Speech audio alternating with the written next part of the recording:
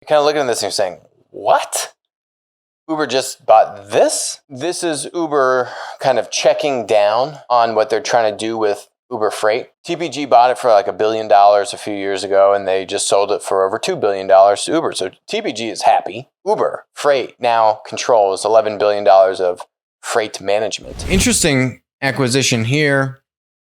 It's actually happened a few weeks ago. Uber acquiring a company called Transplace. This is not the company that you might be thinking of called Transfix, which is a platform company in the logistics space. You can see here their delivery stats. They have a bunch of different types of trucks that they're doing. This is Transfix. So no, this is not the company that Uber bought. Instead, the company that they bought is a company called Transplace, which is really different than what you might expect. My initial reaction to this is that this is Uber kind of checking down on what they're trying to do with Uber Freight. Uber Freight initially was envisioned as the disruptor to all things trucking and freight, right? We're going to disintermediate what you would call the 3PL, third-party logistics kind of provider. So the shipper is what you call the the manufacturer, the company that needs to ship goods. They're the shipper. They're the consumer. The producer is the truck driver. And in the old way, you had the 3PL in the middle, coordinating between one or multiple drivers and all the different, say, customs protocols and drop-off points and all the different other details that get coordinated when you have multiple shipments that need to be coordinated and orchestrated across the country, et cetera, right? So that complexity only increases as you try to cater to the needs of larger and larger shippers. Uber Freight was then there to kind of cut out the middleman, have a two-sided marketplace, right? Uber for trucking. We've talked about this on the show many times that same business model doesn't work in the trucking industry. Why? Because you have limited supply in the trucking industry. And the funny thing is, I actually interviewed the former CEO of Transplace years ago. This guy named Tom Sanderson. I got to go find the recording somewhere.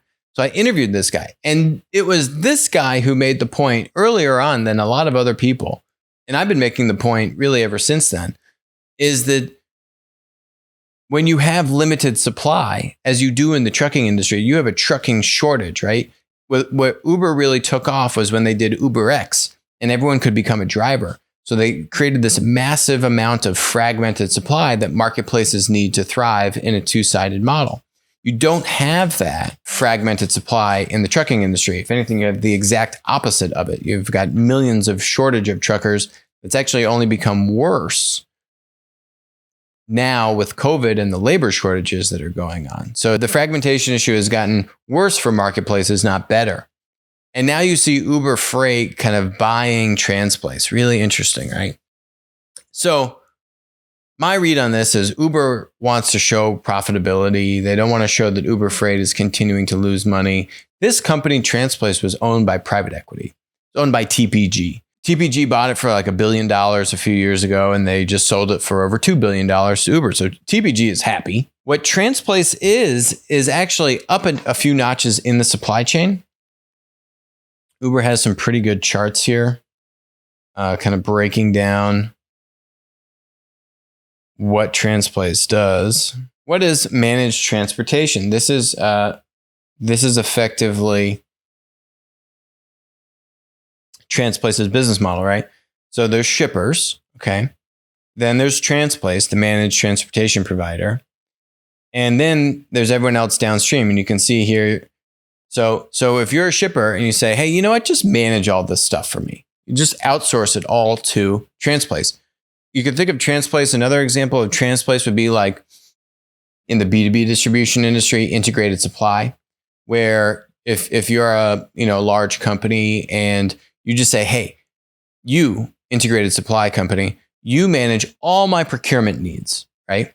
So that integrated supplier, they're going to go buy all the MRO products, all the different supplies that you need for your business. They could buy it from Amazon. They could buy it from traditional distributors. They could buy it from manufacturers, right? That's up to the integrated supply manager business to figure out how to source, procure, and handle all of that business, procuring the goods and getting them to the different locations and sites and factories, etc.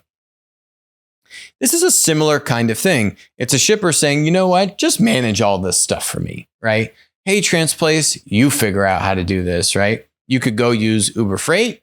You could go use traditional 3PLs. You could go use, as Uber has here, traditional digital or freight brokers, different than a 3PL. You figure it out, Transplace. I'm not going to deal with it. And then Transplace has their software and their services, which provide this end-to-end logistics solution for shippers. You're kind of looking at this and you're saying, what? Uber just bought this? And so I think there's a couple reasons. So you go to Transplace's site, they say they have $11 billion under freight under management, right? So that effectively means they have throughput. They have $11 billion of freight going through their system, which now Uber Freight is going to be able to plug in and tap into that $11 billion. And Transplace and Uber Freight are now one and the same. So they're going to be able to divert more of that business to Uber Freight than the other alternatives that they were using, prior to this deal. So this chart lays it out pretty well. Transplace is bringing the shippers, the demand. Uber Freight is bringing the carriers, the supply. And they're trying to put the two things together. And you say to yourself, oh, that's interesting. Yeah, you still have a two-sided marketplace, but, not really. In this equation, you still have Uber Freight still going to run as a separate business. But now this extra demand is actually coming really from Transplace, right? Uber Freight now controls $11 billion of freight management throughput. Then they can then channel that over to Uber Freight. Interesting, right? So they're getting more demand, but really what they're getting from this is some nice profits that they can use to hide the losses from Uber Freight. So it's projected to have over $100 million in EBITDA, Transplace, by the end of 2021. And they're going to use this to just say, yeah, Uber Freight's losing money, but hey, look, the overall division is not losing money because we bought this nice profitable thing from TPG for a bunch of money. So again, you do the math on this, $100 million in EBITDA, they paid over $2 billion. They're paying over, basically like a 22, 23x EBITDA multiple. It's pretty rich. And they're not disclosing the revenues, but you can kind of work backwards into it. So to me, this is a check down. To me, this is Uber kind of conceding, yeah, we're not really going to disrupt all things that are Uber Freight and the entire freight industry. Instead, we're going to go buy this thing, which will provide there's incremental synergies here, absolutely. But is this the really kind of Travis Kalanick shooting for the moon, disrupting the industry like a Uber ride sharing and Uber Eats? No. This is a check down. And doesn't mean that's a bad decision, but it's a check down nonetheless. The opportunity still exists, however.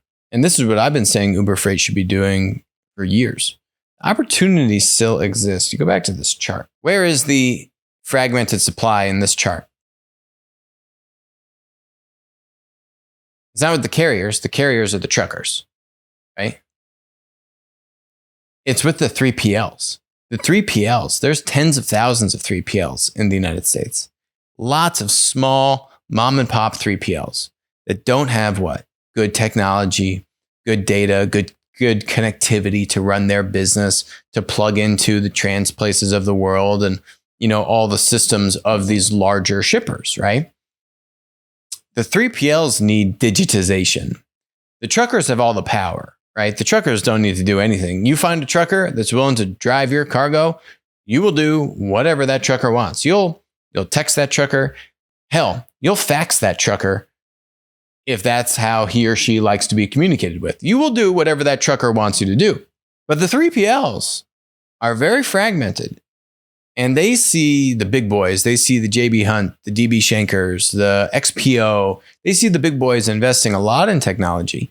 And the 3PLs can't invest in the small 3PLs, and there's a lot of them, can't invest in technology anywhere near to the same degree that the large 3PLs can. So that's always been a big opportunity for me is how do you, if you're an Uber Freight, how do you enable and actually become more of a three-sided marketplace? It's definitely a different tack. It's not the traditional two-sided marketplace play. But to me, you got to go where there's fragmentation on the supply side, and there's absolutely fragmentation on the 3PL side. And no one has really filled that void successfully. I think that's still a valid opportunity. That to me would have been the big move, right? The disruptive move, the Travis Kalanick move would be to say, yeah, Uber Freight's losing money. We got to do something about this. What are we going to do? Are we going to check down and go buy Transplace and hide our losses in Transplace and get some incremental synergies? Safe move. Or are we going to go give away all of our technology to our fiercest competitors called 3PLs and Wall Street's going to have a cow and freak out at us? Yeah, they chose the former. Hi, I'm Alex. Thanks for watching the show. Make sure to hit that subscribe button, but even better, make sure to follow us on Odyssey, follow us on Rumble, and text us 203-646-5159. Text the word Monopoly. You'll be subscribed. You'll get updates about when we're going live, our latest videos, and we'll send you even a little goodie bag. And in the event that we all get banned from big tech, we'll still be connected.